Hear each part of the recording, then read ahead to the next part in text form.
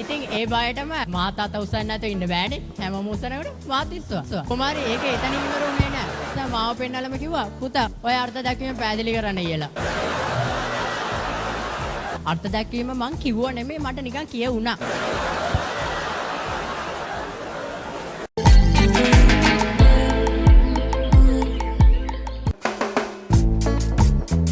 මට නම් මේ පන්තේ මතක හිටිච්චම දවසක් තියෙනවා.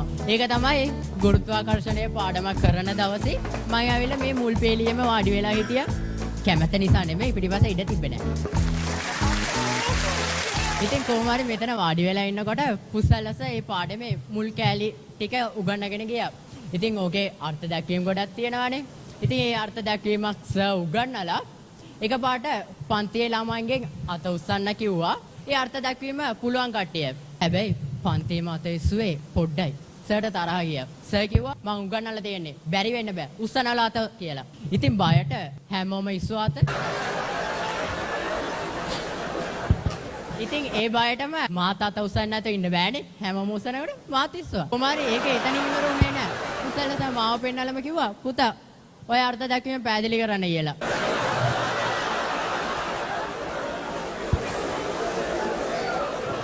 ඒ වෙලාවේ හිටියට මට කරගන්න දෙයක් නැති වුණා. ඉතින් කොහොම හරි මම නැගිටලා පුස්සල්ලස උගන්නපු නිසාද දන්නේත් නැහැ. නැත්නම් පන්තියේ හැමෝම මන් දිහා බලාගෙන හිටියපු බයක් නිසා දන්නේත් නැහැ. අර්ථ දැක්වීම මං කිව්වා නෙමෙයි මට නිකන් කියුණා. එක ගානක් තේරුම් ගන්න මට සාමාන්‍යයෙන් සතියක් කල් ගියත් හරි මං කමක් නැහැ. ඒ සතිය තිස්සේ මං ඒ ගාන හදනවා. ඒ ගාන තේරුම් ගන්නවා.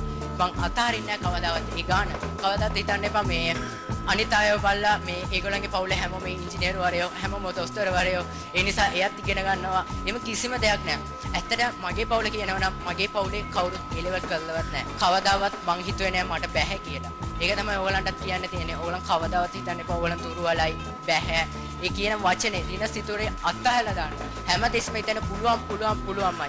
ඕගලන්ට එහෙම හිතුවොත් අනිවාර්යයෙන් පුළුවන්. ඉස්සරහට යන්න ඕන නම් සම්පූර්ණයෙන් මහන්සි වෙන්න ඕනේ. ඉතින් මහන්සි වෙන්න නැතුව කිසි දෙයක් ලැබෙන්නේ නැහැ. උපරිම බ්‍රයිට් එක්ට හරි තුරුවලම කෙනාට හරි ඉහළට යන්න නම් අනිවාර්යයෙන් උත්සාහයක් කරන්න ඕනේ.